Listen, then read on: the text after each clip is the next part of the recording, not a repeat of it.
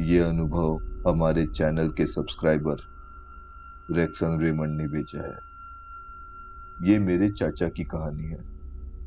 चाचा तकरीबन 20 साल के होंगे, तब की बात है। चाचा को क्रिकेट में बहुत रुचि थी और उस वक्त नाइट क्रिकेट मैचेस ऑर्गेनाइज होते थे। चाचा और उनका एक दोस्त दीपक दूर दूर तक ऐसी मैचेस देखने जाते थे। ऐसे ही एक रात दोनों दोस्त एक क्रिकेट मैच देखने निकल पड़े। वो अमावस की रात थी।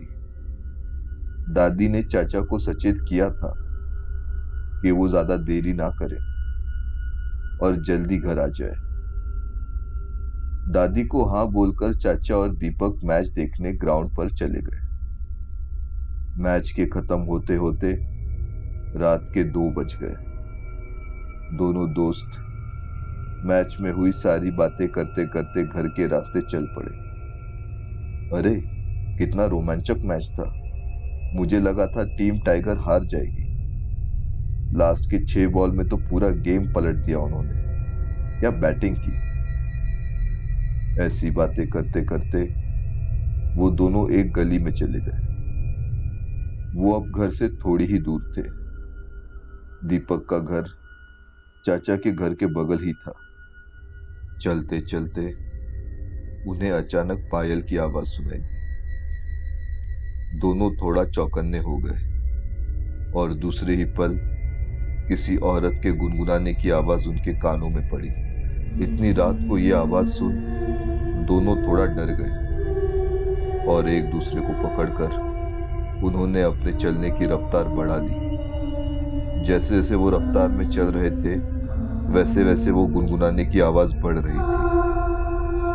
डर के मारे दोनों पसीना पसीना हो गए थे। अब वो दोनों ने भागना शुरू कर दिया। भागते भागते वो एक सार्वजनिक शौचालय के पास आए और सामने का दृश्य देख दोनों वही ठंडे पड़ गए।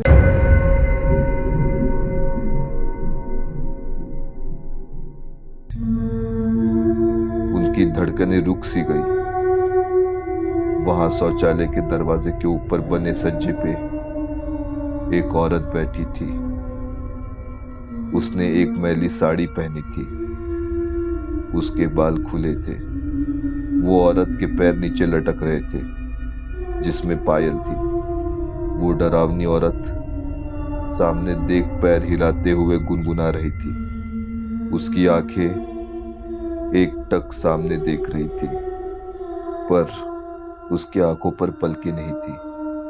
आंखों पर बने घाव से समझ रहा था कि उसकी पलकें किसी ने काट दी है।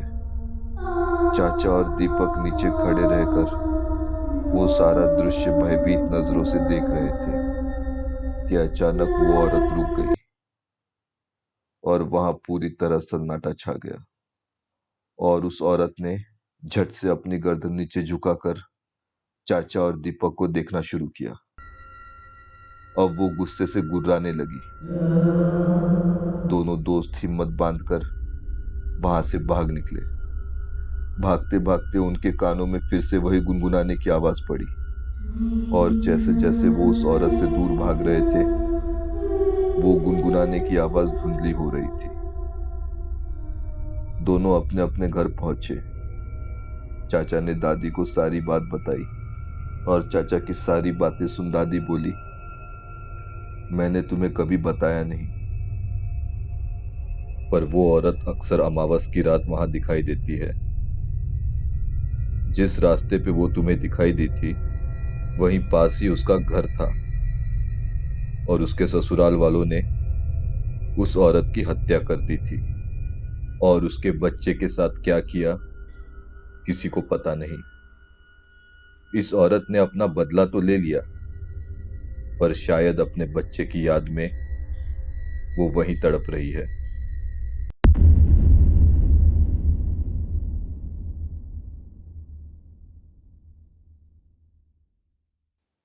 अनुभव क्रमांक 2। ये अनुभव हमारे चैनल के सब्सक्राइबर गौरव गुप्ता ने भेजा है। हमारी फैमिली कई सालों से हमारे पुश्तैनी घर में रहती थी। हमारा घर 1904 में बनाया गया था। घर पुराने तरीके का था, पर बहुत बड़ा था। मुझे और मेरे भाई को बचपन से ही घर में पैरानॉर्मल एक्सपीरियंस आते थे, जैसे किसी की रात में परछाई दिखना, सामान अचानक बिना किसी के रहते एक तरफ से दूसरी तरफ हो जाना, आवाजें आना, वगैरह वगैरह।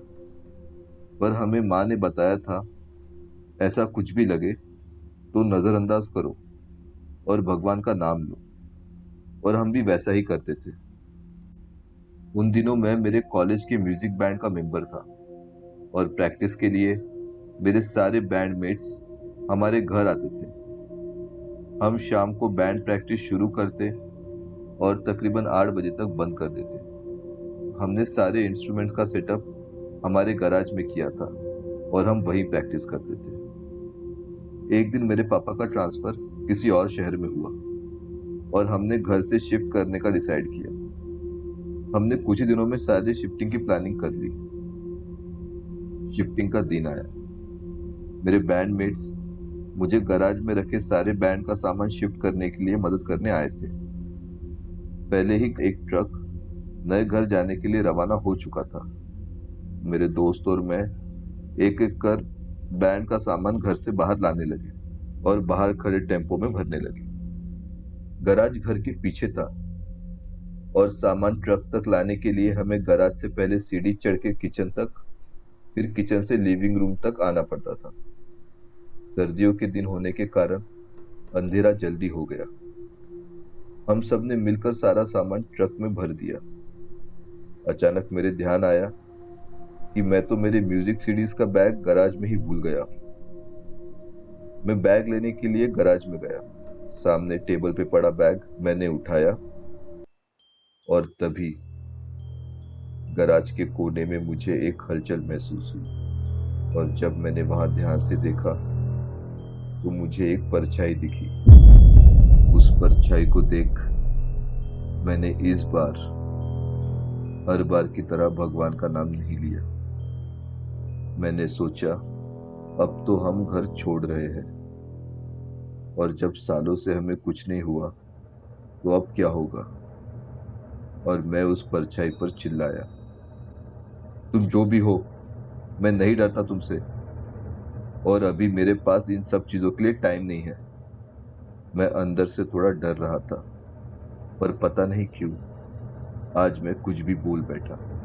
मैं जल्दी से वहां से निकला। सीढ़ी चढ़ मैं किचन तक पहुंचा, और मैंने मेरे पीछे गैराज का दरवाजा और लाइट बंद कर दी। मुझे मेरे पीछे किसी के चलने का आभास हो रहा था, पर ना मैं रुका और ना ही मैं पीछे मुड़कर देखा। मैं जैसे ही किचन से निकला, मैंने किचन के दरवाजे के पास लगे स्विच बोर्ड से किचन की लाइट बंद कर दी। मैंने अपनी रफ्तार बढ़ाई। लिविंग रूम का दरवाजा खुला था। बाहर ट्रक के पास इंतजार कर रहे दोस्त मुझे दिख गए।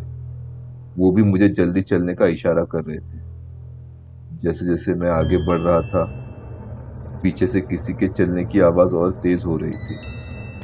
डर के मारे मेरे पसीने छूट गए थे। दिल जोर से धड़क रहा था। मैं तेजी से चलते हुए लिविंग रूम के दरवाजे तक पहुंचा, और वहां के लाइट बंद कर लिविंग रूम का दरवाजा जोर से मैंने पीछे बंद किया। मैं ट्रक में जाके बैठा, और मैंने एक राहत की सांस ली। तभी मेरे दोस्तों ने पूछा, अरे तेरे पापा नहीं आ रहे हमारे साथ? मैंने कहा, क्या? पापा तो कब के पहले वाले ट्रक के साथ निकल गए। इस पे मेरे दोस्तों ने जो कहा वो सुन मेरा कलेजा वहीं थम गया।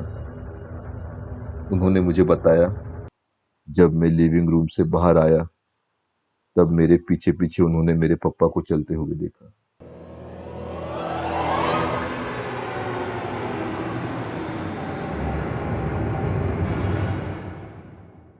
आपको ये कहानी पसंद आई है तो वीडियो को लाइक करें और चैनल को सब्सक्राइब करें। आपको हमारे नए वीडियो के नोटिफिकेशन मिलते रहे, इसलिए बेल आइकन को क्लिक करें। अगर आपके पास ऐसी कोई कहानी है तो डिस्क्रिप्शन पे दिए ईमेल आईडी पर हमें मेल भेजें।